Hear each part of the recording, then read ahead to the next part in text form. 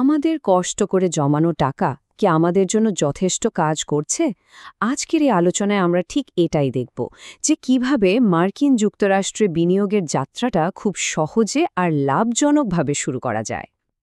আচ্ছা, চলুন তো একটা জরুরি প্রশ্ন দিয়ে শুরু করা যাক। আমাদের কষ্টার্জিত টাকাটা কি সত্যি আমাদের হয়ে কাজ করছে, নাকি ওটা খানি ব্যাংকে অলস হয়ে পড়ে আছে?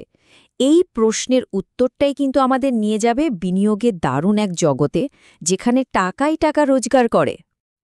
তো প্রথম প্রশ্নটাই আসে, কেন বিনিয়োগ করব? আর বিশেষ করে আমেরিকা কেন? এটা আমাদের আর্থিক ভবিষ্যৎকে সুরক্ষিত করার জন্য আসলে কতটা দরকারি? চলুন এর কারণগুলো একটু খুঁজে দেখি। দেখুন, বিনিয়োগ মানে কিন্তু শুধু বড়লোক হওয়া নয়, এটা আসলে নিজের ভবিষ্যৎকে সুরক্ষিত রাখার একটা স্মার্ট রাস্তা। কারণ মুদ্রাস্ফীতি নামের একটা অদৃশ্য শত্রু আছে, তাই না? যেটা কি না একদম চুপিসারে আমাদের টাকার দাম কমিয়ে দেয়।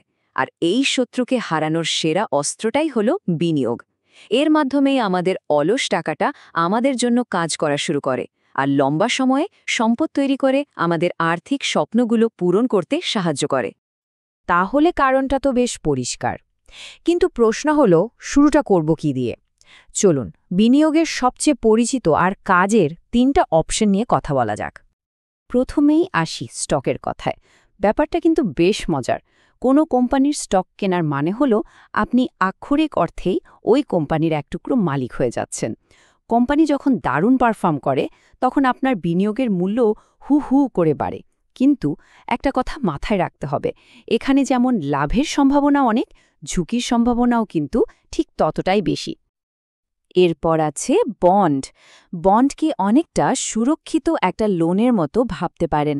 মানে আপনি কোনো সরকার বা বড় কোম্পানিকে টাকা ধার দিচ্ছেন, আর তার বদলে তারা আপনাকে নির্দিষ্ট সময় পর পর সুদ দিচ্ছে, আর মেয়াদ শেষে আপনার আসল টাকাটাও ফেরত পেয়ে যাচ্ছেন।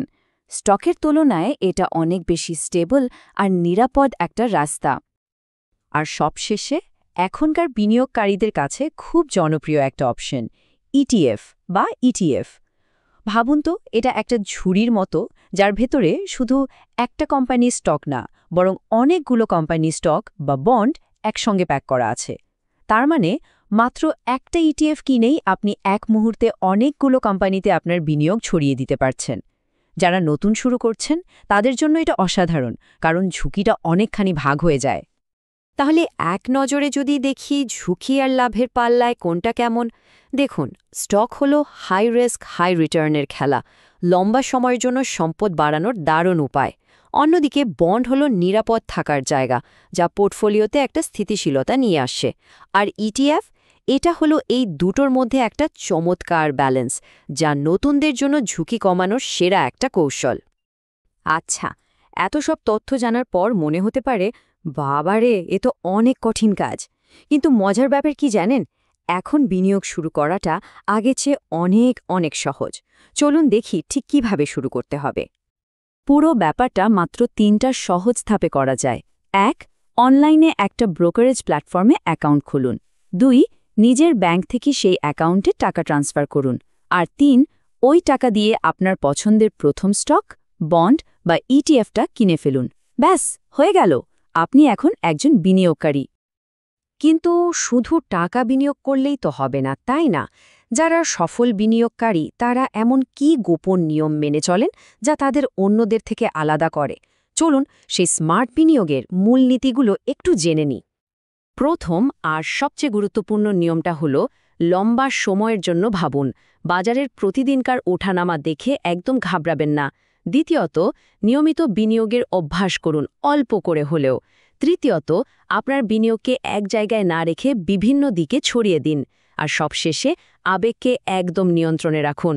ভয় বা অতিরিক্ত লোভের মাথায় নেওয়ার সিদ্ধান্তগুলো কিন্তু প্রায় সবসময় লোকসানের কারণ হয়। ছোটবেলার একটা কথা মনে আছে, এক ঝুড়িতে সব ডিম রাখতে নেই? বিনিয়োগের দুনিয়ায় এটাই হলো গোল্ডেন রুল। ভাবুন তো, আপনার সব টাকা যদি একটা মাত্র কোম্পানিতে বিনিয়োগ করা থাকে আর কোনো কারণে সেটার অবস্থা খারাপ হয়, তাহলে তো সব শেষ। কিন্তু টাকাটা যদি বিভিন্ন জায়গায় ছড়ানো থাকে, তাহলে এক জায়গার ক্ষতি অন্য জায়গার লাভে পুষিয়ে যায়। এই ব্যাপারটাকেই বলে ডাইভার্সিফিকেশন। বেশ, আমরা তো জানলাম কেন, কি এবং কিভাবে বিনিয়োগ করতে হয়। এখন আসা যাক সবচেয়ে গুরুত্বপূর্ণ অংশে, মানে এই পথে নিজের পথ চলাটা শুরু করা। একটা কথা খুব ভালো করে মনে রাখা দরকার, এই পুরো যাত্রার সবচেয়ে কঠিন ধাপটা কি জানেন? সেটা হলো প্রথম পদক্ষেপটা নেওয়া। অনেকেই সঠিক সময় আসবে বলে অপেক্ষা করতে করতে আর শুরুই করতে পারেন না। কিন্তু আসল সত্যিটা হলো একদম শুরু না করার চেয়ে অল্প দিয়ে শুরু করাটাও হাজার গুণ ভালো। কারণ সময়ের শক্তি আপনার এই ছোট বিনিয়োগকেই একদিন অনেক বড় সম্পদে পরিণত করবে। তাহলে এই আলোচনা শেষে প্রশ্নটা কিন্তু আমাদের নিজেদের জন্য। নিজের আর্থিক ভবিষ্যৎকে সুরক্ষিত করতে আজ আমরা ঠিক কোন প্রথম পদক্ষেপটা নিতে পারি? সেটা হতে পারে কোনো ব্রোকারেজ অ্যাপ নিয়ে একটু রিসার্চ করা বা মাস শেষে অল্প কিছু টাকা আলাদা করে রাখা। সিদ্ধান্ত যাই হোক না কেন, শুরুটা হোক আজই।